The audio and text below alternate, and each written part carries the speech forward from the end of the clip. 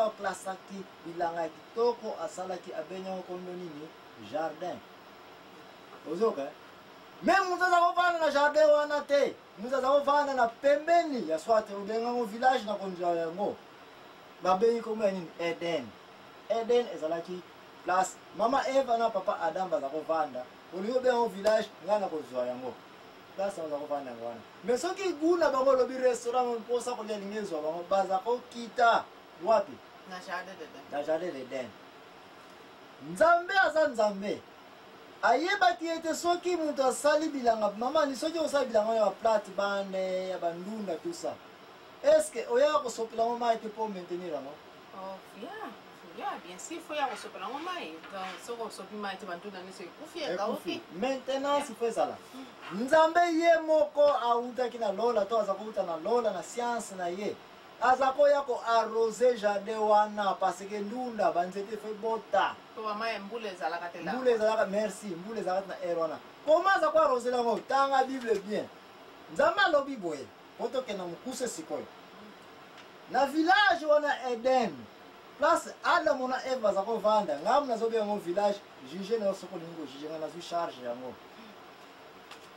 Rivière moko zako bandela wana source ya mai zako banda wapi? Mama Nicolas la pongiti wa question nye bani. Source ya rivière zako uta wapi? Na village na place Adam na Eva zako vanda bazobe nga onini Eden. Ozolana. Maya weza kokita eko kwa ya ti na jardin. Ya wana lobike jardin eza eloko mususu. Eden pe eza eloko mususu. Eden village place papa Eva na papa Adam, mama Eva na papa Adam za kovanda.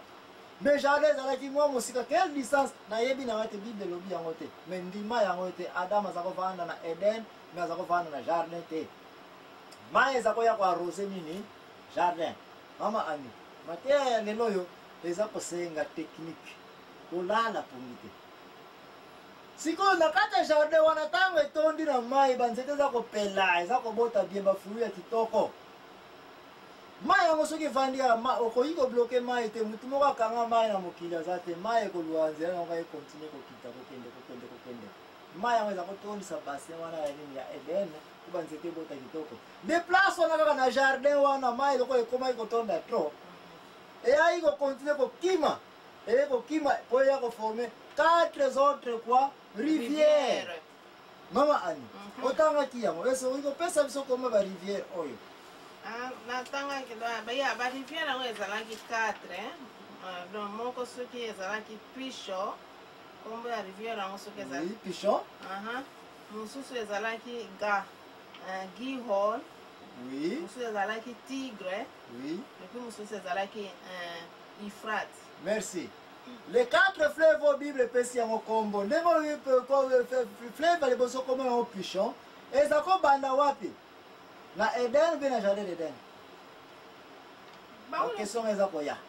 Ba sai ba kabona ki bango katet. À partir de wapi? À partir du jardin d'Eden. À partir du jardin. Na Eden te. À partir du jardin.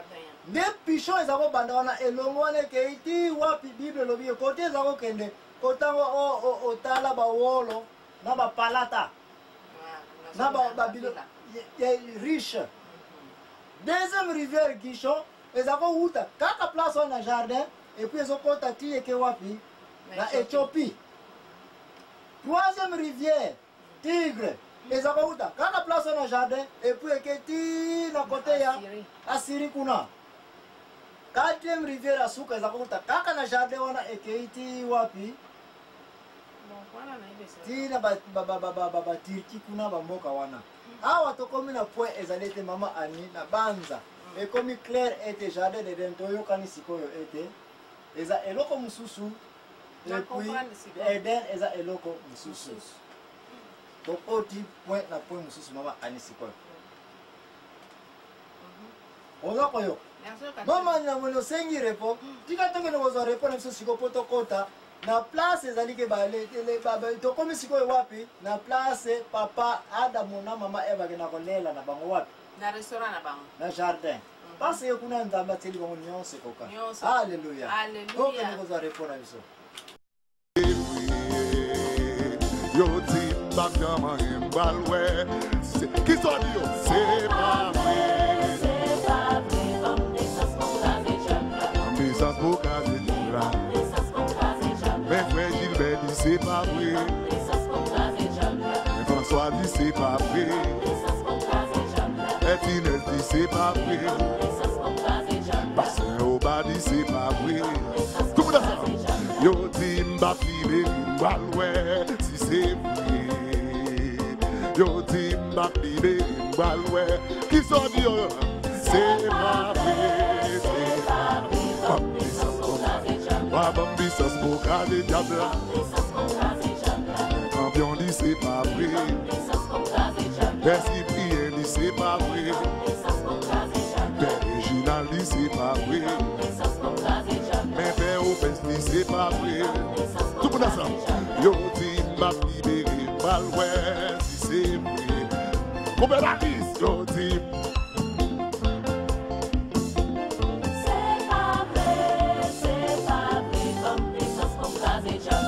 Ambissance pour caser Diabla. Oui. Merci Pierre dit c'est pas vrai. Et Joseph dit c'est pas vrai. Battez, vous combien d'artistes. Battez, oui.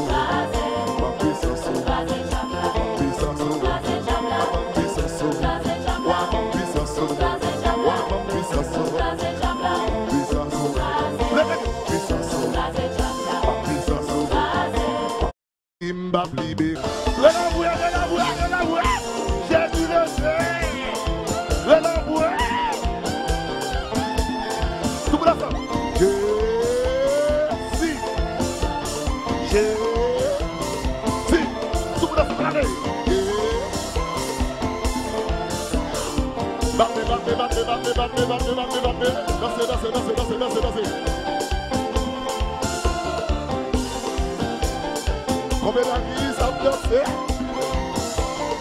Battez à votre combien d'artistes? Oui, ça fait combien d'artistes? Oui.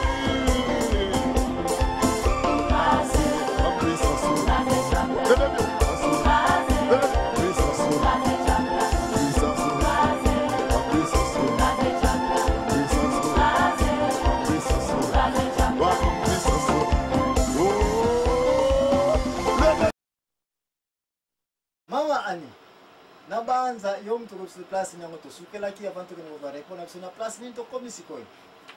To suka ki place zake ate ya ba rivière ate koma ki 4 na to stop ese ba kombo ba 4 rivière wana. Oeza ko pesa bango ba mai wana Sikoyo apesi bango biloko ndo na kata jardin. Nzambe atili bango condition le biloko nyonso na pesi bina kitoko bolia na bino mais sauf njete moko atiaki na katikati ya jardin. Ya nzete ya bomoi abepi ateli bango susu nzete mususu alobi oyo nzete mususu ezali nzete ya koyeba mabe na malamu sikonga place wana na kompena kapenda te nini pena nzamba linga koloba ozomona apesi nzete oyo ya katikati ya nzete na katikati ya jardin nzete ngo alobi ya bomoi epi nzete mususu ezalaki wana susu alobi oyo ya koyeba mabe na malamu vraiment naza perdi na likamanga ntuka soko koko Bon, na ebi na ngate mama ani soko silisi parce que na tuna ko website so makamne wale kaki na jardin de den. Ne bongo da ebisa ki bango ya banzete nyonso bolia na bino menjete oyo bolia te. Soki bolia ngo bokokufa. Merci. Awa tokomi na point O toza na kati ya jardin de den na banza batu nyonso baza kozela sikoyo point eligeya ya makasi oyo eza kokabola ba religion na mabele oyo ba famille na batebele concernant sujet oyo. Tokomi na point où Nzambe ye moko asalaki jardin na ye. Et puis ayebisi Adam na Eva yaka wana baya changer ba buna ba waliaka na bango.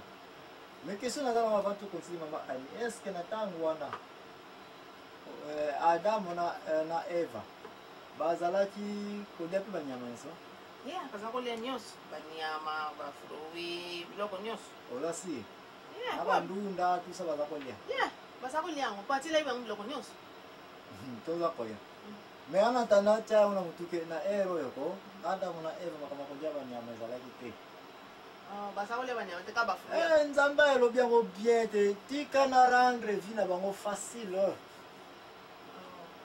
ye moko asali bango jardin kubaya kolia bafruit kaka nayoki na bakombo mosusu wana te banyama bazalaki na bango me ana tanda bafruit kaka raison na biso banyama bazalaki na kati ya jardin parce mabele etondaki na kolia makambo nyonso epuis okoyeba pourkui nzambe alingaki balia kaka bafruit na air oyo Hallelujah. Hallelujah. Me kolia banyama ezalaka te. Adamu na Eva za kolia banyama te.